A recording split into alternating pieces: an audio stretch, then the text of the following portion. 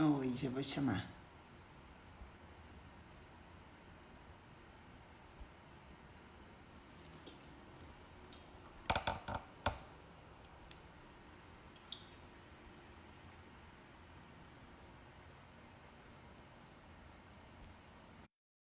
Olá, pessoal.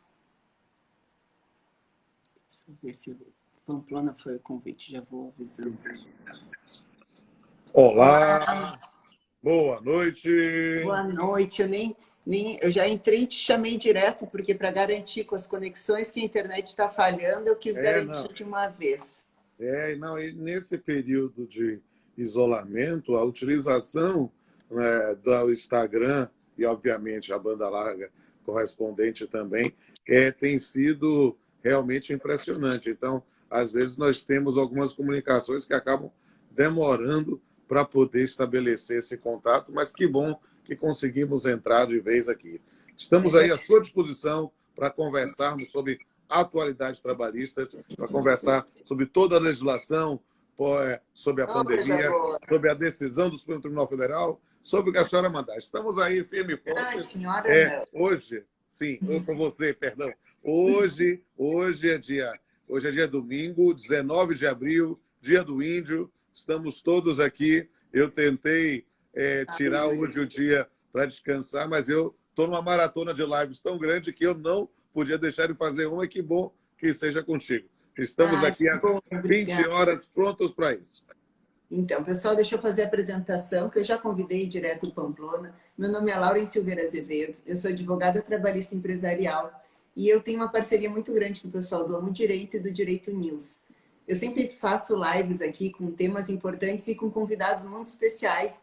E qual que não é a minha honra hoje receber o Rodolfo Pamplona, nem preciso dizer, né? Ele é uma sumidade, é advogado, é juiz, magistrado de trabalho, ele é professor, ele escreve, é autor de livros, enfim, ele tem um grande histórico aí de contribuição para a gente. Então, eu resolvi trazer no domingo porque houve tantas modificações nesses últimos tempos que tem muitas pessoas se sentindo perdidas. Eu recebo diversas perguntas, não só de advogados, mas de pessoal do departamento pessoal, de tudo que é lugar, porque as pessoas estão em dúvida de como aplicar, o que fazer. Então, eu resolvi trazer logo a melhor pessoa possível para estar dividindo a live comigo no domingo, porque na segunda todo mundo já sai aí com a matéria toda fresquinha na cabeça. Eu já vi que entrou na live um monte de gente conhecida. Quero dar oi a Janaína. Eu vi o Yuri Pinheiro, que é um grande amigo e companheiro aí de lives. Eu até tenho uma dúvida depois que eu vou te perguntar, uma lacuna que a gente discutiu bastante numa live anterior. E eu não sei, eu recebi muitas dúvidas no meu Instagram. Eu abri uma caixinha de perguntas justamente para ver aonde que era a dor das pessoas, né? O que eles mais estavam com dúvidas. E eu recebi perguntas desde a medida provisória 905, que está para ou vai ser votada amanhã ou não, né? Já tinha sido retirada de pauta ali, mas a gente está com dúvidas, as pessoas estão com dúvidas, e agora? O que vai acontecer, né? Qual que vai ser a consequência? Mas, sem sombra de dúvidas, Pamplona, o que mais me perguntam é com relação à medida provisória 936 e o Supremo. Eu vou deixar tu começar falando, porque até eu adoro te ouvir falar. Eu fico mais quietinha ouvindo. Vou te deixar fazer uma introdução e depois eu vou colocando as perguntas, pode ser? Tranquilo, será um prazer. Como eu disse, essa aqui, eu estou, desde que entrei no isolamento, essa aqui é minha live número 70. Estou completando, é a minha 70ª, né, live, e que bom, estamos aí. E a segunda contigo, olha que ótimo. E Que aí, bom, né? Fico feliz. exatamente, estamos aí nessa corrida para tentar esclarecer ao cidadão, à cidadã, né, todas as suas dúvidas sobre esse período que foi de grande produção legislativa. Se nós imaginarmos, nós temos mais de 250 manifestações do Poder Executivo entre leis, medidas, projetos de leis, iniciativas de medidas provisórias, decretos, portarias, né? E só na área trabalhista nós podemos contar, assim, de plano, algumas normas que são extremamente importantes. Lá no começo, a Lei 13.979, a MP 927, a 928, que a complementa, a 936, depois MP 944, 945, 946. E aí, dentro dessa linha, eu estou me virando um especialista em lives e em normatização do período da pandemia. Quero dizer da minha enorme satisfação estar contigo mais uma vez aqui. Estou dizendo, pessoal, sigam a doutora Laura Azevedo, sigam o perfil Direito News, que é ótimo, e sigam também o R. Pamplona Filho, que é meu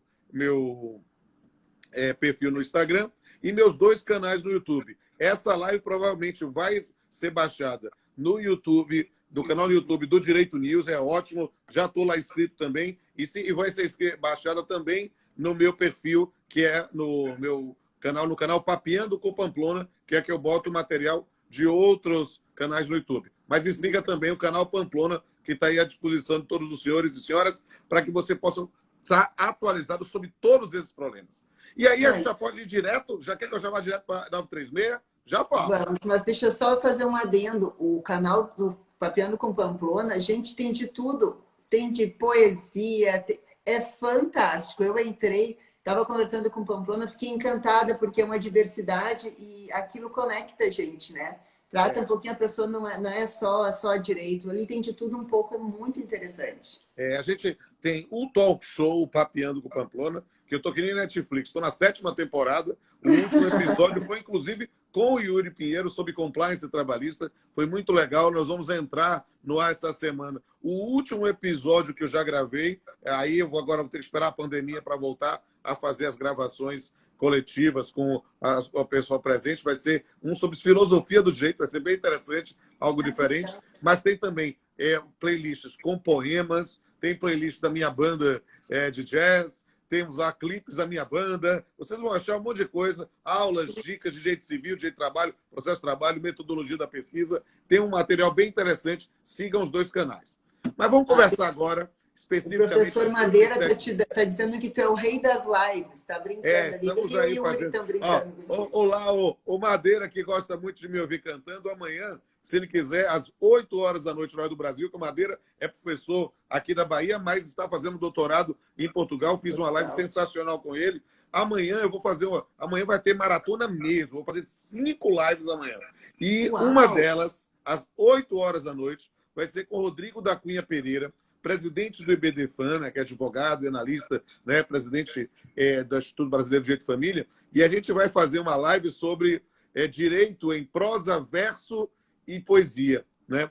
Prosa, verso e música. Então, nós vamos analisar questões jurídicas, nesse momento, para dar uma coisa mais leve, nesse período de coronavírus, analisar músicas que tratam de relações de família. E aí ele pediu que eu cantasse. Então, amanhã, quem quiser me ouvir, vai ser a capela, não vai ter acompanhamento, ou seja, ele vai falar os temas e a gente vai mostrar como a música popular brasileira é antenada com os problemas sociais. E a gente vai fazer uma brincadeirinha amanhã, 8 horas da noite. Não vai ser como a do Gustavo Lima, não vai poder tomar álcool ao vivo, mas a gente vai se divertir.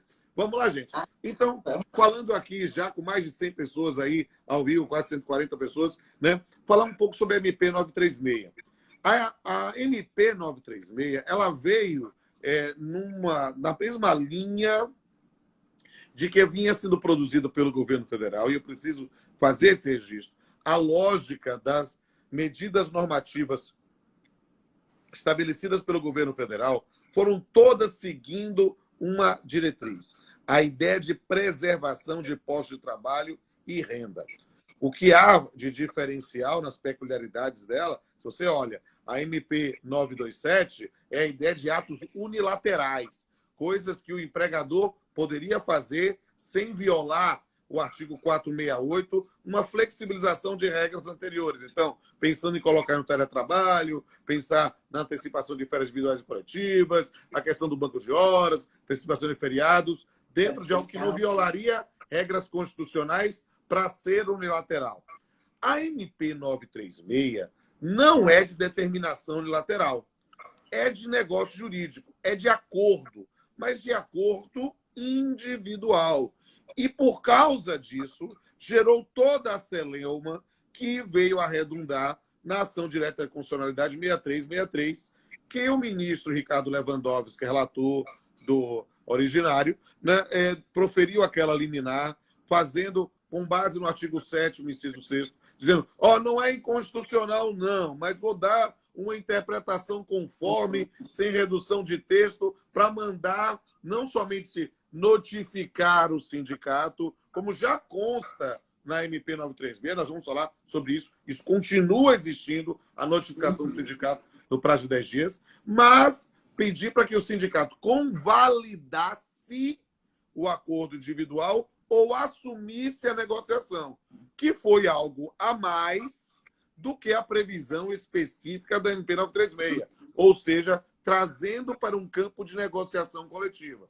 O ministro disse isso, ficou mais claro nos embargos declaratórios que ele disse que julgou improcedente, mas ele esclareceu lá algumas coisas, e ficou, obviamente, claro no voto dele proferido na quinta-feira.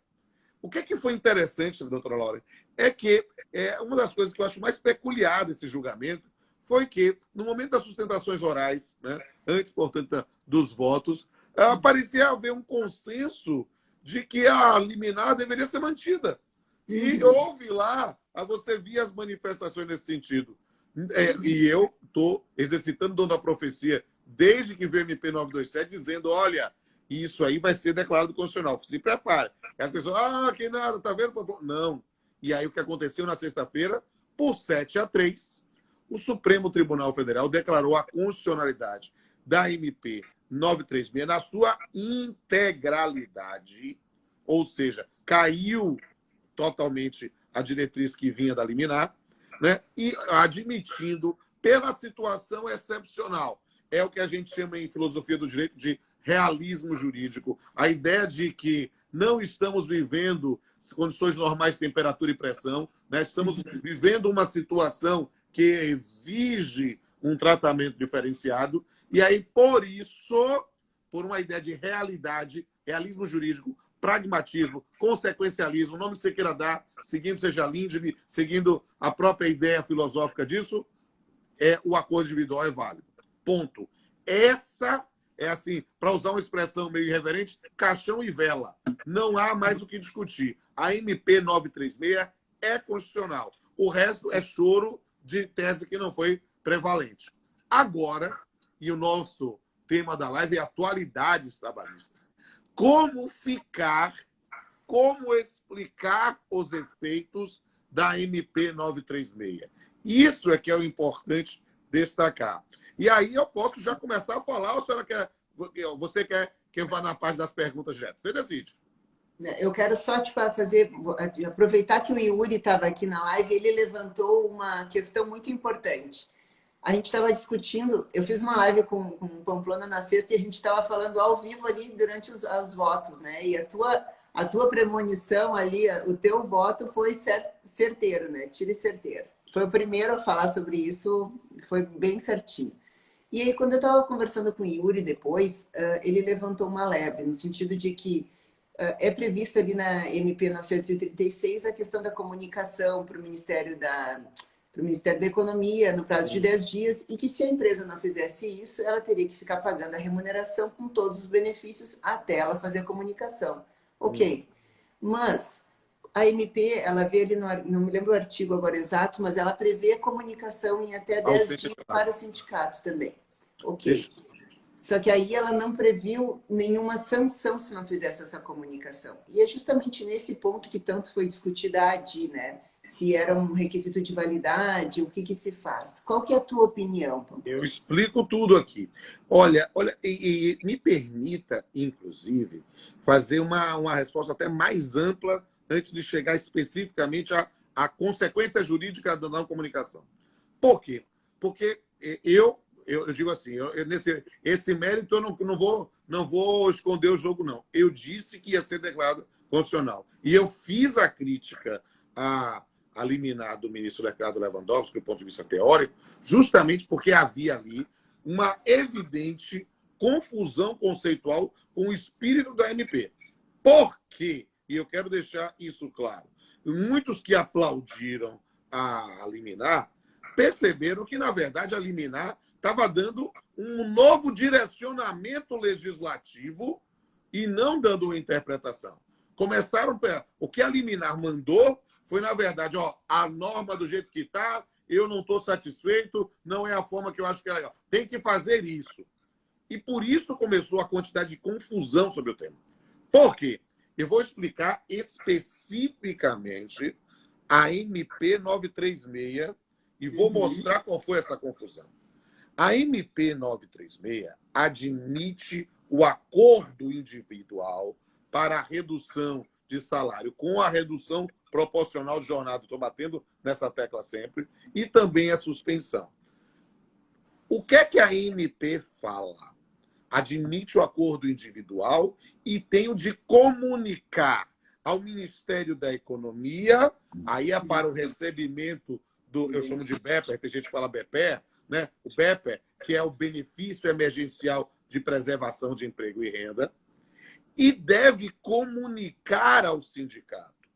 Comunicar ao sindicato para quê, se o acordo é individual? O sindicato virou arquivista? Virou órgão de registro de acordos individuais? Não. Isso é que as pessoas não entendiam. Porque qual é a visão simplista? E algumas argumentações, claro que é obter dictum, né, do Supremo Tribunal Federal, foram um pouco nessa linha. Mas a gente precisa entender que as pessoas estão colocando que a MP 936 desprestigiou a atividade sindical, e não é isso. É preciso entender efetivamente. A comunicação para o sindicato não é requisito de validade do acordo individual. Não é. Quando o ministro proferiu a liminar, ele que tornou. Porque quando fala de convalidação, aí sim, estão dizendo um requisito de validade. Ou pior, tomar a frente da negociação é transformar o acordo que era individual em acordo coletivo. Era mudar, inclusive, o tipo de negócio jurídico que estava estabelecido. A MP não está dizendo isso. A MP, é preciso entender a MP na sua integralidade. A MP não despreza acordo coletivo. Não.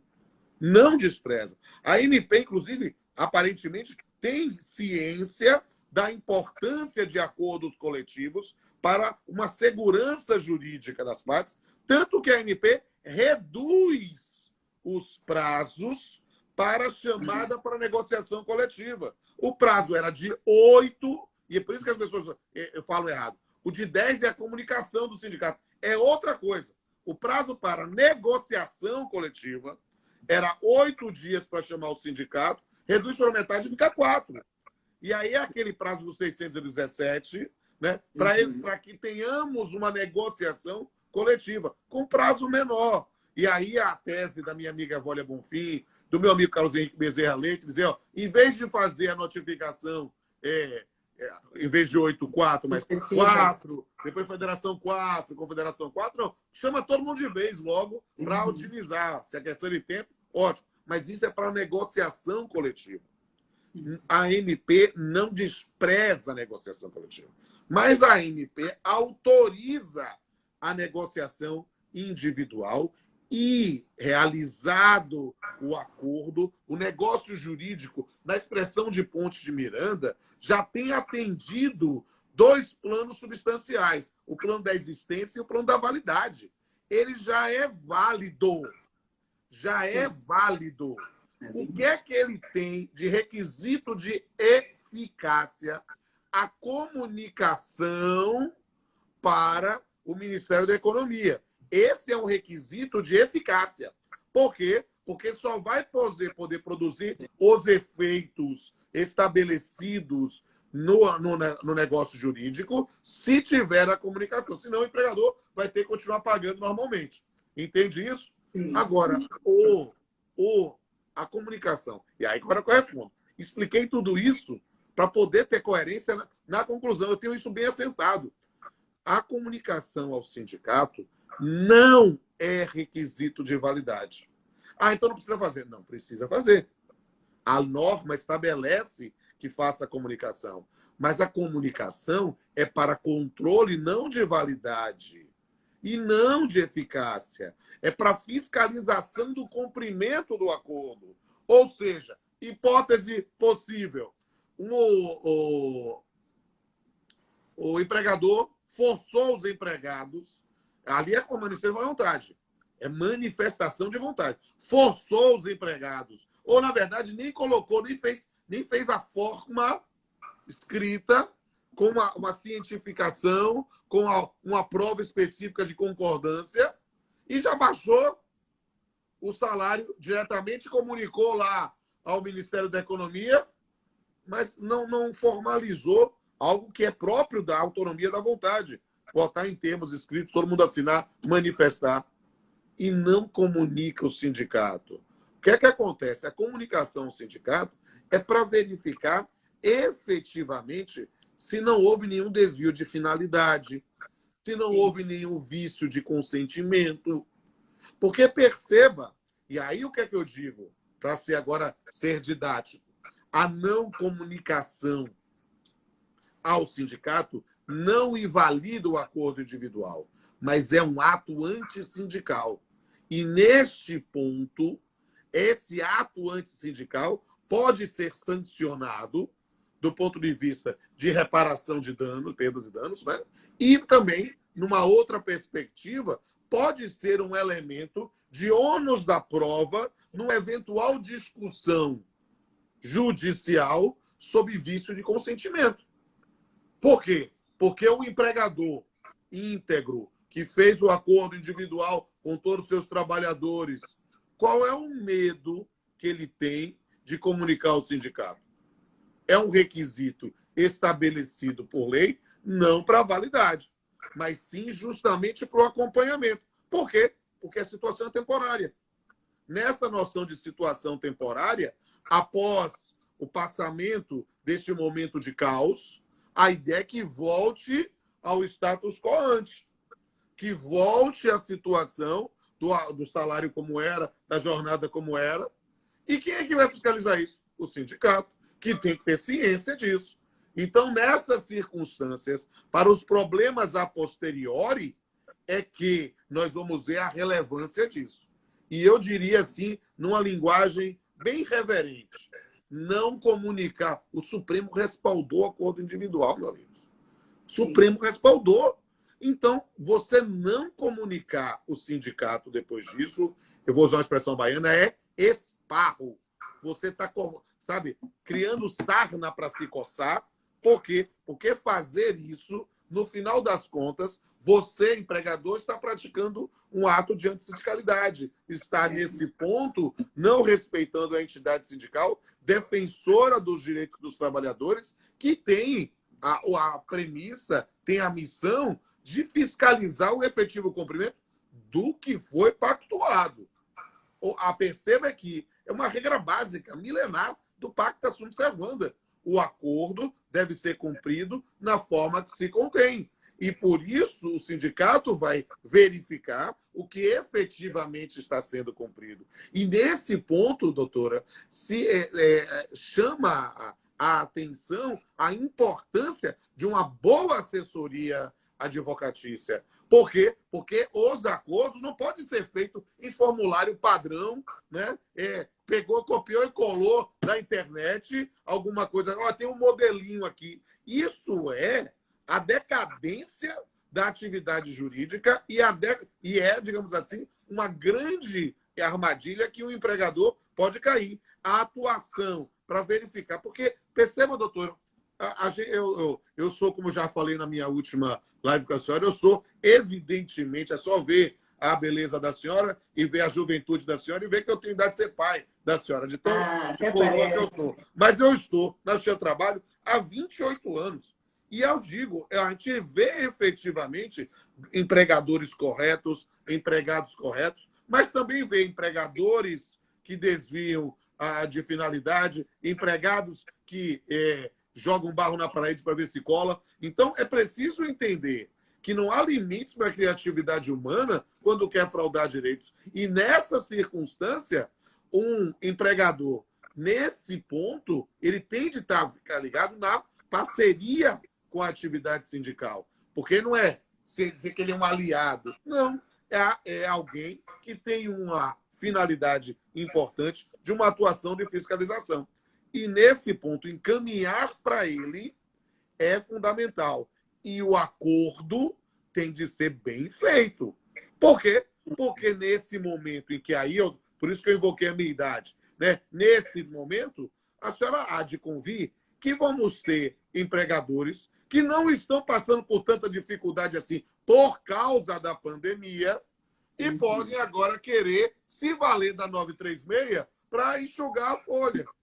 Então, olha só, ó, que situação interessante. Ó. Eu sou um mercado e eu estou dizendo, em função, vou aplicar a MP 936 para reduzir salário, porque eu estou querendo readequar agora uma nova forma de trabalho, mudar os horários. Mas espera aí, qual foi o efeito que ele teve? Ao contrário, ele passou a ter uma demanda ainda maior. Dizer que mercados, farmácias, empresas de delivery passaram dificuldades por causa da pandemia é um exagero, eu diria mais, é uma mentira.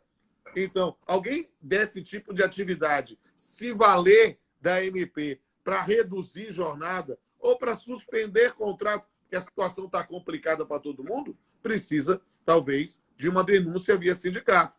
E aí sim, o sindicato é comunicado e, olha só, quem vai fazer malandragem não vai comunicar o sindicato. Então já vai ser um elemento indiciário, talvez até mesmo para uma denúncia ao Ministério Público do Trabalho. E aí a gente se encontra no seu trabalho. Mas eu acho que assim, ó, a questão toda, a interpretação que o ministro tinha dado na liminar era justamente para tentar valorizar o sindicato, que já foi muito escanteado desde a reforma trabalhista. Exatamente. Então foi escantear o sindicato. E aí ele tentou trazer de volta a importância, dizendo aqui, ó, é esse aqui que vai proteger vocês, que está para fiscalizar o contrato. Tudo bem, teve a decisão agora do plenário, não é essa a interpretação que foi dada. Mas aí a questão toda é que o sindicato, se ele fica só como um fiscal de cumprimento do contrato firmado, ele nem vai adentrar no conteúdo em si, porque a partir ele, do momento... a priori, ele não se mete no conteúdo. Ele só vai receber. Então, o papel do sindicato vai ser assim, ó, vou receber a tua notificação, se for para entrar depois na justiça, olha, eu tenho a notificação. Aí sim que ele vai poder analisar o conteúdo. É essa a tua interpretação. A priori, sim. Mas perceba, posso querer discutir o conteúdo desde já? Posso. Mas é uma situação absolutamente excepcional. Exemplo, o que eu quis mencionar, um desvio de finalidade. Ou seja, uma empresa que não está tendo dificuldade para fazer, em função da pandemia, ao contrário, está tendo até fomento da sua atividade econômica. E, valendo-se da ideia da MP 936, usa, dizendo que está passando por dificuldade, mas, na verdade, está querendo enxugar a folha de pagamento, é essa aqui, o sindicato pode discutir desde já. Mas não vai discutir a cláusula, vai discutir a causa do negócio jurídico. E aí me permita ser professor de direito civil, que é um dos dispositivos que eu acho mais interessante e as pessoas não percebem, que é uma das diferenças do Código Civil de 2002 para o Código Civil de 16. O Código Civil de 2002 é causalista. O Código Civil de 2002 coloca expressamente, isso não existia no Código Civil de 16, que é a hipótese de nulidade absoluta quando o motivo determinante for inverídico, for falso, não for verdadeiro. Ou seja, se o motivo determinante daquele acordo, aqui é direito civil roots, direito civil raiz. É preciso entender isso, que de repente a atuação da atividade do profissional de direito vai ganhar ainda mais relevo. Por quê? Porque a verdade, doutora Laura, é que a gente estava mal acostumado, sabe? Em querer discutir um direito de trabalho que andava muito rápido, não precisava nem muita fundamentação, né? Por quê? Porque não era tudo já aplicação aqui direto. E a gente queria discutir o mérito da negociação. O mérito da negociação não se discute. Não vai se discutir efetivamente nessa noção de redução se era para ser 25, 50 ou 70. Não, isso não. Isso é do mérito. O sindicato não vai. Agora, o sindicato vai ter que fiscalizar, e nesse ponto a negociação também, e a MP 936 não liberou geral. Há uma faixa de Gaza, eu brinquei, eu e Otávio Cavê aí, em que não é possível acordo individual. né? E que precisa da convenção coletiva ou do acordo coletivo. Então, até para certificar se atende aos requisitos de validade da MP 936, a atuação do sindicato é importante. E só não erra quem não trabalha. Então, pode acontecer dentro de um universo de vários empregados, opa, e esse aqui, a faixa salarial está na faixa de Gaza. Opa, aqui não pode acordo individual. Né? Lembra-se, nós temos um limite baixo e depois o acima que dá quase lá no hipersuficiente. Aquela situação intermediária é só por negociação coletiva. O Supremo não liberou isso, não. O Supremo disse que o acordo individual na forma da MP 936 é válido. E aí releva-se, ou aí sobreleva-se, né? Fica ainda mais importante a atuação do sindicato. Né? Isso aqui é alguma coisa muito importante, doutora. Sabe por quê? Porque eu falo isso até com uma dor no coração, sabe? Por quê? Porque o julgamento, né, foi muito interessante. Eu estava conversando com o doutor Ney Maranhão numa live que fiz ontem com ele. Né? A gente olhava o julgamento e parecia muito aquele livrinho que a gente lê no primeiro semestre de faculdade, O Caso dos Exploradores de Cavernas, sabe? E que cada um trazendo toda a sua argumentação dentro de uma linha de pensamento. A gente via isso com Alexandre de Moraes, via isso com o Fachin, um voto que não prevaleceu, via isso com o Fux. E aí, por exemplo, notadamente no voto do Fux, a gente vê ali uma noção de realismo jurídico, né, em que havia a própria noção da crítica à atividade sindical, uma crítica que é pertinente, sabe? Mas que, na verdade, não é a crítica da atividade sindical. É a crítica necessária aos desvios da finalidade sindical. Porque, doutora, a senhora, como advogada trabalhista empresarial, sabe, estava o sindicato querendo cobrar para negociar. Isso é um absurdo. A função do sindicato é negociar. Pensar, não, preciso pagar, tem que pagar R$400, R$100, R$500, R$1.000 por acordo ou por empregado. Ou seja, isso, na verdade, doutor, é lógica da propina. Isso é lógica de, literalmente, me garanto o meu. Isso é uma vergonha. Isso é ato antissindical feito pelo sindicato, precisa ser denunciado ao Ministério Público do Trabalho. Por quê? Porque isso aí é coisa de sindicato que não merece respeito. Entende? Porque o que é que acontece? Entendo perfeitamente. E a senhora, como advogada, tem que sempre fazer o que é melhor para o seu cliente. Explicar a ele. E tem cliente que paga mesmo. Não, eu quero resolver essa situação logo. Paga aí, o valor é baixo, vamos resolver isso. Mas está errado. Você não... A mãe não pode cobrar para amamentar. A mãe não... O pai não pode cobrar para cuidar dos filhos. O sindicato não pode cobrar para fazer negociação coletiva, né, em relação aos seus sindicalizados.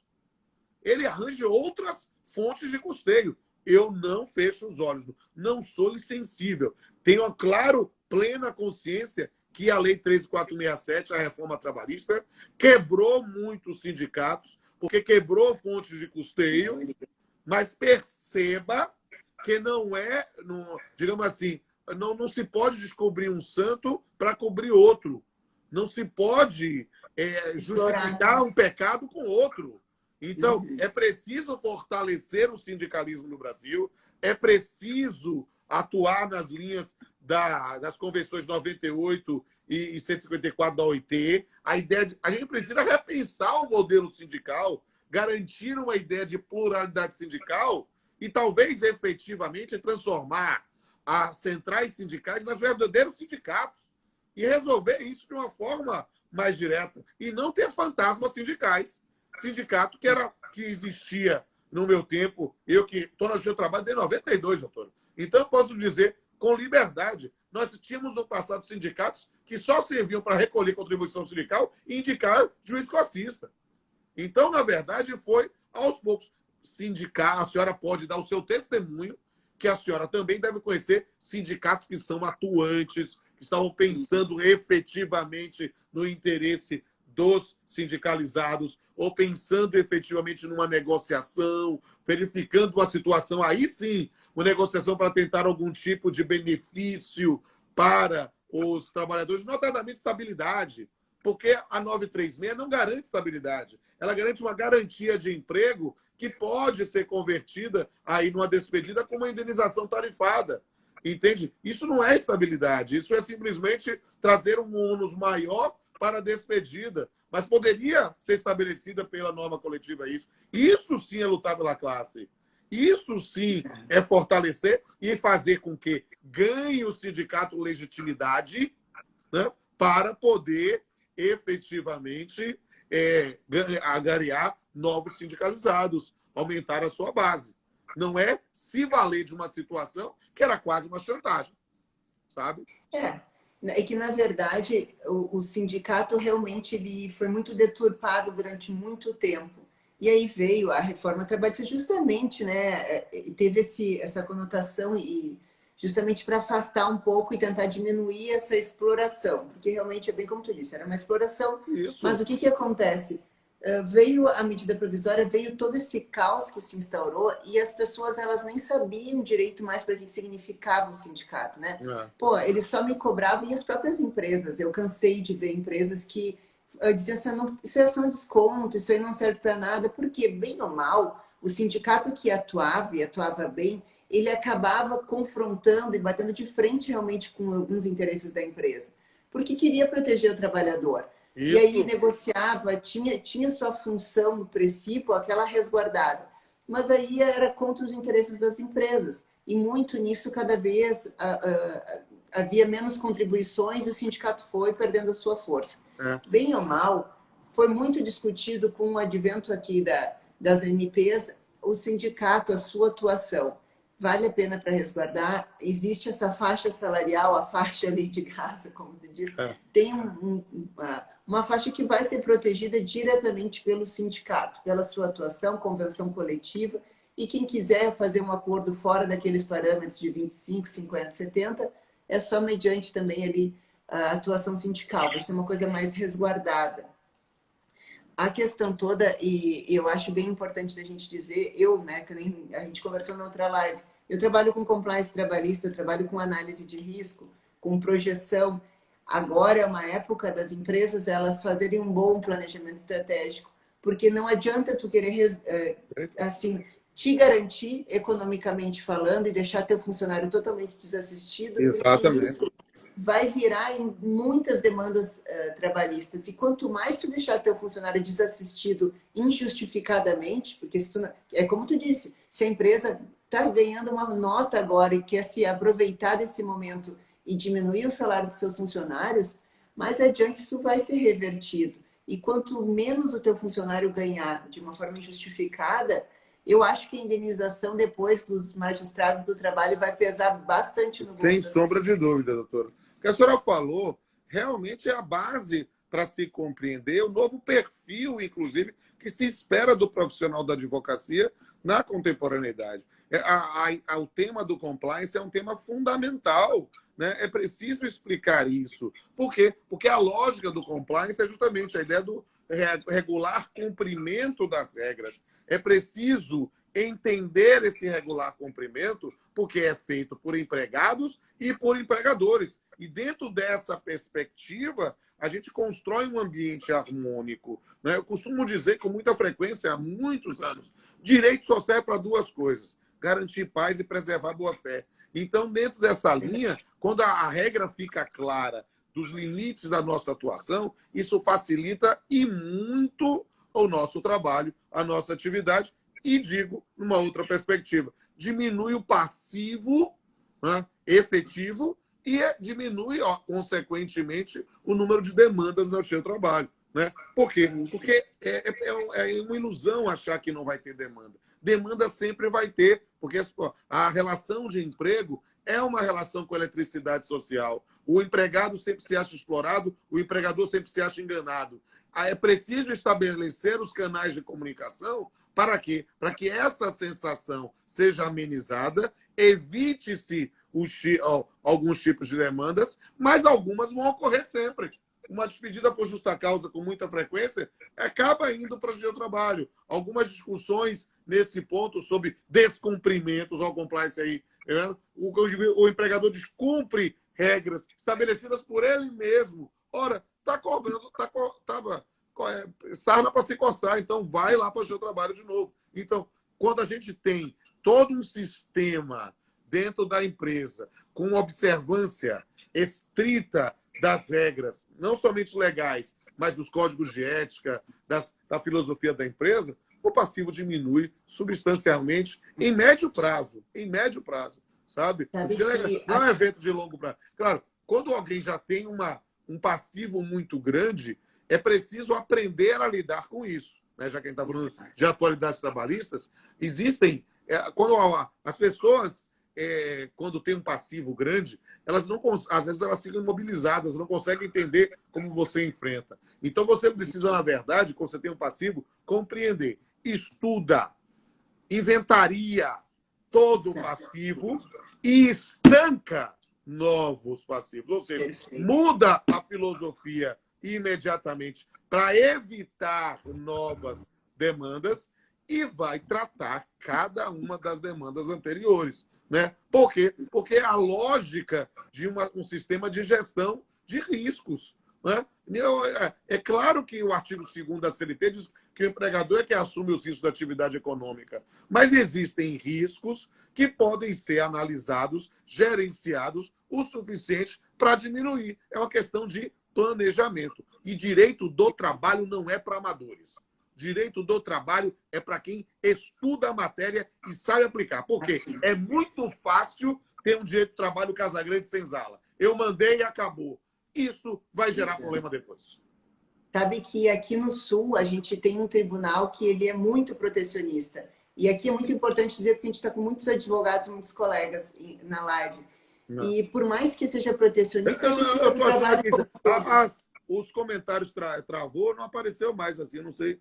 Estão aparecendo para a senhora? Tu deve ter puxado, empurra para cima, que aí vai atualizar os comentários. Eu não estava vendo mais nada aqui, olha só. E o que acontece? Aqui, na verdade, eu estou vendo essa transformação e eu acho muito legal isso como os juízes, como tu tem uma perspectiva. Aquela má fé dos funcionários, dos empregados, de entrarem com um monte de demanda, já diminuiu e muito com a reforma trabalhista. Agora vai aumentar o número de ações, ok. Só que se a empresa ela fizer tudo certo e ela documentar, que nem tu tinha dito ali, se ela encaminhar a comunicação como deve ser feita, ela vai ter prova suficiente para quando alguém entrar na justiça, ela provar, não, mas eu fiz tudo certo. E se faltou alguma coisa, bom, a gente acorda com relação a algum erro que aconteceu. Mas se ela tiver uma boa assessoria jurídica, se ela tiver toda estruturada adequadamente, e isso pode ser para empresa de pequeno porte, para médio porte, não importa. Exato. Se tu conseguir fazer tudo certinho, nossa, isso vai facilitar a vida. E é isso que eu tenho visto. Eu tenho visto decisões pró-empresa, mas não porque eles estão deixando o funcionário desassistido, mas é porque os funcionários não têm razão no que eles estão pedindo. A empresa está fazendo tudo o que pode. E essas medidas, elas vão trazer um espaço de subjetividade, de discussão. Tudo bem, vai ser interpretativo do magistrado, mas aí cabe aos advogados, às assessorias, fazerem tudo de uma forma muito embasada e tudo documentada, né? Aquilo de deixar na conversa não tem mais. Não, esse negócio... não há mais espaço para esse amadorismo em matéria de gestão de empresa. É preciso efetivamente, sabe? Aquele negócio, não, a gente fez um acordo e resolveu. Sim, cadê o acordo? Não, foi tudo verbalmente. Eu digo, meu amigo, o direito de trabalho é sério demais para você ficar nessa... Não, mas é verdade, Deus é minha testemunha. Infelizmente, eu não tenho como fazer uma carta oratória para Deus o que é que aconteceu. Os senhores têm que verificar que o processo vai ser resolvido na hora. Exato. Isso acontece muito, muito com o doméstico, né? Sim, porque é um exemplo perfeito. As pessoas, pela intimidade, pela proximidade, né? Aquela pessoa está convivendo na sua casa, acaba, muitas vezes, trabalham durante tantos anos e acabam assim, participando como se fossem membros da família. Né? Mas, na verdade, é uma relação profissional. E, nesse ponto, você não pode não pode tratar, por mais que ame aquela pessoa que trabalha na sua casa, não pode esquecer que ali é um trabalhador, uma trabalhadora e que merece o respeito. E o respeito não é só a educação doméstica. O respeito é o cumprimento efetivamente das regras legais e, nesse ponto, com as formalizações correspondentes. Então, dizer... no passado, as pessoas diziam assim, mas eu tenho medo de pedir recibo, que eu acho que ela vai se ofender. Eu digo, gente, como é que é o negócio? Você está pagando alguma coisa e não está tomando recibo? Não, mas digo, peraí, meu amigo, quem não houve cuidado, houve coitado. Então você aprenda a fazer direito esse negócio. É verdade. Sabe que aqui eu vi umas perguntas, teve uma que eu achei bem interessante. As perguntas sumiram para mim aqui. Eu não sei que barbeiragem eu fiz. Então a senhora me manda as perguntas, eu respondo o que a senhora mandar. São muitas, mas é igual assim, uma que sempre perguntam... Peço desculpa se alguém pediu abraço, porque eu não estou vendo nada. A última coisa que apareceu aqui para mim foi a mensagem do doutora Gil de Brist, grande doutora Laura, excelente profissional, ótima vice-presidente da nossa Comissão Nacional de Compliance. A última mensagem que apareceu para mim, o resto não estou vendo nada. Eu não vi essa mensagem, que pena, mas obrigada. Então, assim, o que acontece? Quando aconteceu essa função de tu poderes transformar um teletrabalho, tu transferir o teu funcionário, alguns eram de uma função operacional, não tinha nada de administrativo, e algumas empresas até me consultaram. Disse assim, doutora, eu não tenho como, eu vou precisar de que as pessoas entrem em contato com os clientes, até para uma manutenção, ou tentar angariar novos clientes. E eu não tenho como manter pagando todo mundo. Era bem no início da questão. Eu posso passar alguns desses funcionários que eram operacionais para fazer uma função administrativa em casa, dando todo o suporte, tudo que precisa, pensando num plano geral. Eu não vejo erro nisso, não vejo problema de uma pessoa que era de uma função operacional passar por uma administrativa, continuando o trabalho. Mas aí por quê? Algumas pessoas dizem que isso é um uso inadequado. Enfim, que era uma violação ao 468, mas perceba, a MP 927 veio para respaldar isso. A ideia é a seguinte, dá para ele fazer aquela atividade operacional em teletrabalho? Não dava, as máquinas não dá para fazer. Então nós estamos colocando em uma outra atividade que não, obviamente, não é humilhante, não é desgastante, não é algo que seja um desvio da finalidade tal que gere alguma postura que possa ser considerada uma punição, mas sim, era simplesmente a forma de manutenção do posto de trabalho. Para mim, a 927 respalda isso. Agora, a senhora está trazendo uma questão realmente muito interessante, porque a MP 927, quando a gente bota a pessoa no teletrabalho, a lógica é botar no teletrabalho fazendo a mesma atividade que fazia. Mas aqui nós estamos colocando numa outra. Mas se essa outra é compatível com o conteúdo ocupacional, com conhecimento, com dado, não é alguma coisa que o indivíduo estaria fazendo alguma... e parece-me, o fundamento para respaldar isso não é algo absolutamente compatível, e B, não havia possibilidade de manter a pessoa trabalhando na atividade por causa da pandemia. Aplica a 927, para mim, tranquilo. Isso é uma pergunta que fizeram muito, e eu digo assim, em termos práticos, tu tem que tentar resguardar o emprego, a função, o objetivo total não é sempre manter o emprego, manter o salário, enfim. Isso. E dentro dessa circunstância, digamos assim, pensando na boa-fé do empregador, essa situação, superada a pandemia e automaticamente superada a pandemia, retornando ao status quo antes, ou seja, ele volta a trabalhar naquele período, no período posterior, na função anteriormente ocupada. Ora, isso demonstra que era uma situação absolutamente excepcional. Para mim, respaldado, tranquilo. Bom, vou colocar uma na tela, a gente tem várias aqui. Aí. Eu não entendi qual foi a barbeiragem que eu fiz, eu não estou vendo mais as perguntas. Então, mando um abraço e beijo para todo mundo que eventualmente tenha mandado abraço e beijo para mim, porque eu não estou vendo mais quem está ao vivo. Enquanto o pessoal está vendo, gente, enquanto a doutora está procurando a pergunta, não deixe de seguir a gente no Instagram. Doutora Advogada Lauren e eu, R. Pamplona Filho, e além dos meus 2 canais no YouTube, canal Pamplona, canal Papeando com Pamplona, e bota o canal Direito News também. Você vai ver um material muito legal. Siga o Direito News aí no perfil. Perfeito. Tá melhor que eu esse âncora aí. Eu coloquei na tela, tu não consegue ver. Não, não então, estou vendo. Vou precisar que a senhora leia, porque eu realmente não estou vendo. Tá. A pergunta é assim: a MP 936 reduziu o aviso prévio para as demissões nesse período de pandemia? Se ela reduziu o aviso prévio? Não. Não houve mudança nesse ponto. O que há é a circunstância lógica. O aviso prévio nessas circunstâncias, se o indivíduo não pode ter cumprido, né, a lógica é imaginar que não é que o aviso prévio passa a ser cumprido em casa, naquela visão que o TST encontra a existência. Não, é o aviso prévio, só que, de fato, não tem como ser cumprido de outra forma, senão esperando dessa forma. A menos que você queira indenizar, mas esse diminui o prazo especificamente para o pagamento das verbas decisórias. Então, o ideal é efetivamente conceder o aviso prévio e ver. Eu digo, a situação tal, doutora Laura, chegou a uma visão dramática tal. Eu fiz uma live com o doutor Rafael Lara, lá na ESA, a Escola Superior da Advocacia, lá de Goiás.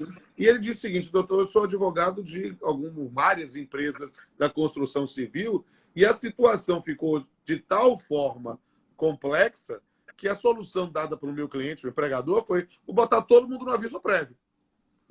Por quê? Porque eu vou ver 30 dias para ver se a situação melhora. Se melhorar nos 30 dias, quando eu estiver perto, eu digo, gente, quem quiser desconsiderar o aviso prévio, volta a trabalhar. Né? Quem não quiser, eu pago as verbas decisórias. Né? Mas perceba. Por quê? Porque o que é complicado nessa situação que a gente está vivendo hoje é que algumas pessoas não estão percebendo que a gente está vivendo um período pandêmico. Ninguém está em casa porque estava afim de ficar descansando ou ficar trabalhando em home office como uma alternativa de vida. Não, nós estamos fazendo isso agora justamente porque queremos sobreviver. Ou seja, é uma situação absolutamente inédita na história da cidade, do estado, do país, do mundo. E se até esse momento não temos a quantidade de mortos que outros países têm, são justamente por causa dessas medidas desenvolvidas por diversos entes governamentais da ideia do isolamento da pandemia. Esse cuidado que nós estamos tendo, que a Itália não teve no começo, que a China demorou muito para fazer isso, é que nos está dando esse diferencial. Que Deus permita que essa política consiga com que a gente passe disso e volte à produção econômica como nós sempre quisemos ter, para evitar, sim, um caos socioeconômico posterior. Porque nós teremos dificuldades. A economia só vai se regularizar daqui a um ano. Não tenho a menor dúvida disso. A gente vai ter, o que a gente vai ter que torcer é que a gente não consiga desaquecer muito a economia. E por isso, olha, fazendo com liberdade, eu usei essa expressão com a senhora, nós estamos vivendo hoje um período muito complicado da história do país, na verdade, já há alguns anos, em que as pessoas, às vezes, são julgadas pela sua opinião de uma forma muito sem contraditório. Então, qualquer pessoa que elogia o governo, ele é tido como bolsomínio. Quem elogia a política social é petralha ou esquerdopata. E eu não sou nenhuma coisa nem outra. Eu disse para a senhora, eu não sou nem coxinha nem mortadela, o que eu não quero é ser pamonha. E aí eu digo com absoluta liberdade que eu, independente de simpatia ou antipatia pelo governo, se eu analiso as medidas provisórias feitas pelo governo, estou analisando só as medidas provisórias pelo governo, poderia ser melhor, poderia, mas eu não vou dizer que o governo foi irresponsável, porque no passado já tivemos governos assim, né, que fizessem estímulo à extinção de postos de trabalho. O governo não está fazendo proposta de PDV, de programa de emissão voluntária, de diminuição de impostos. Não. Tudo foi de preservação de emprego e renda. Primeiro com medidas unilaterais pela 927, depois com medidas de acordo individual 936, fomento, né, estímulos para o pagamento de folha de pagamento pela 944, custeio de trabalho portuário 945, né? A extinção do fundão do PIS-PASEP não acabou o abono anual do PIS, não. As pessoas estão falando asneira. Acabou aquele fundão de 71 a 88 para injetar dinheiro no FGTS. Ou seja, do ponto de vista econômico, é claro que aí começa a questão política, de elogiar ou criticar. Eu não vou entrar nessa seara. Isso desculpa, eu já estou já anos-luz disso. É preciso entender, claro que toda política econômica pode ser melhor ou pior, mas pelo menos não houve a irresponsabilidade de extinguir postos de trabalho. A ideia é a manutenção da atividade econômica e da atividade profissional. Então, isso tem meu aplauso.